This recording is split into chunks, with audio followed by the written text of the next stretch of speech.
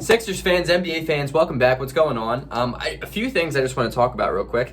One, I just finished up an hour and a half, basically, of streaming with a friend of mine on YouTube. His YouTube is Mitch Kofsky. He talks Sixers basketball. He is a great guy, great content, knows his stuff, a really good person. Go follow him on YouTube. His channel is going to be in my description. Number two, I may go live during halftime. Because streaming was fun. I'm going to be honest with you. I like streaming, so I'm probably going to be streaming towards halftime. It's going to be a lot of fun. Make sure you're here. I don't know how YouTube streaming works, but we'll figure it out together. Why not? Let's make this a family thing. And then number three, I made a Discord.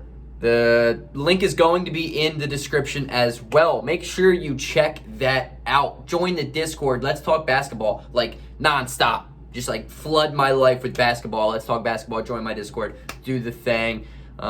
New to Discord too, so that's gonna be fun. Right now, I wanted to kind of rant about an interesting topic that comes to mind, and that is we need to appreciate players while we still can.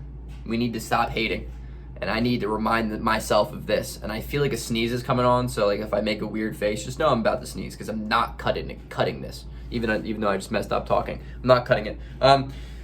That being said, I would like to talk about some players that I have hated on in my lifetime, that I've wrongly hated on, and for the reasons why I've hated on them, and why I want to change. I need to change, you know? I'm getting older. I'm 24 years old now. I think I need to start appreciating the moment. I need to start appreciating NBA superstardom, greatness while I still can.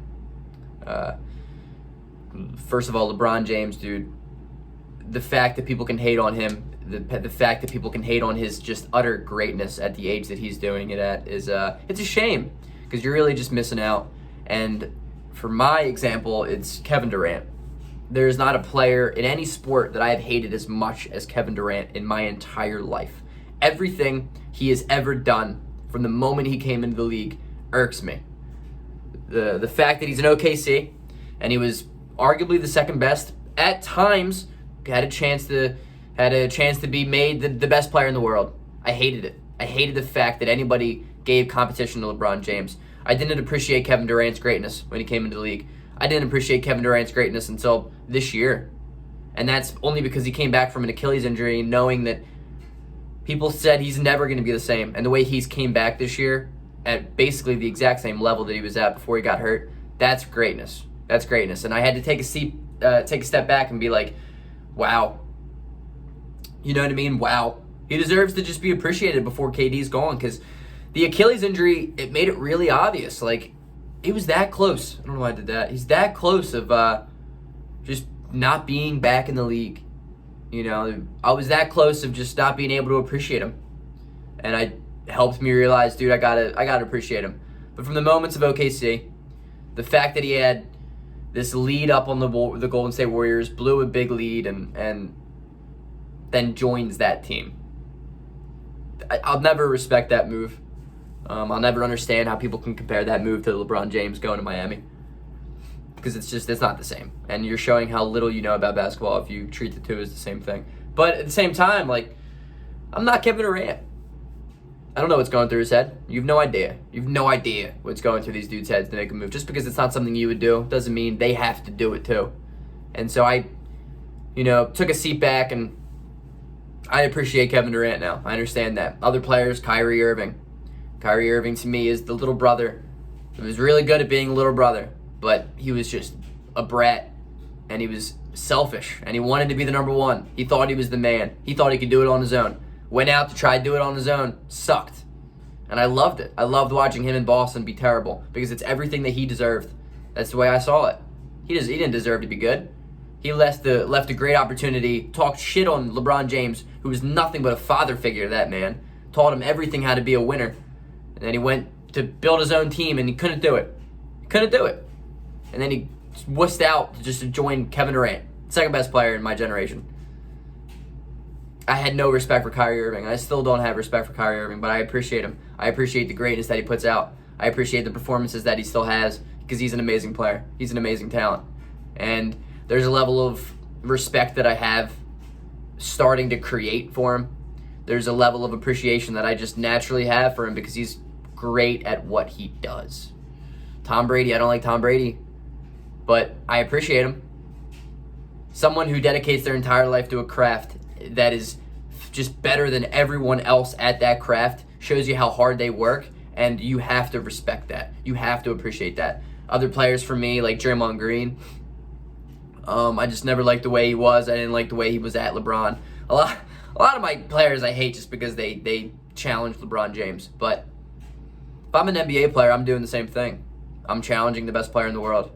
So I respect that of Draymond Green. I appreciate the way he plays basketball. That dude gives 110%. He is an incredibly important and underrated piece of those Warriors dynasties. I have Steph Curry. Steph Curry, I just really don't love the flashiness that he has, but he's the best shooter of all time. And he's different for me. I've always appreciated Steph Curry because I think he makes it easy to appreciate him and how good he is, because what he does is revolutionary.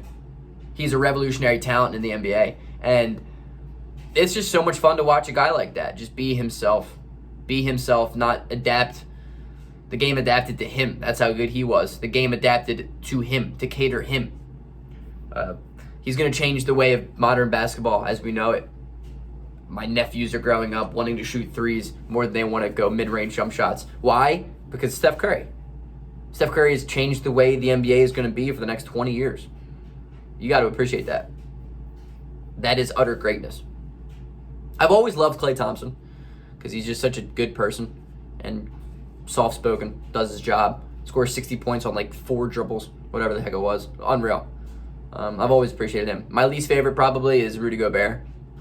I think it's just because I hate Jazz fans, and I think he's overrated. And the whole pandemic thing and how he treated it was the reason why it got shut down, even though it was going to get shut down anyway at some point. But Gobert is just an absolute idiot, and I don't respect him as a human being because I think he's shitty, but there's a level of appreciation I am trying to grow towards having towards him.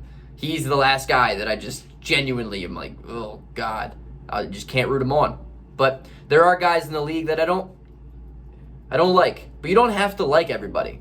But there's a level of like, okay, understand what they're doing and be appreciative towards it.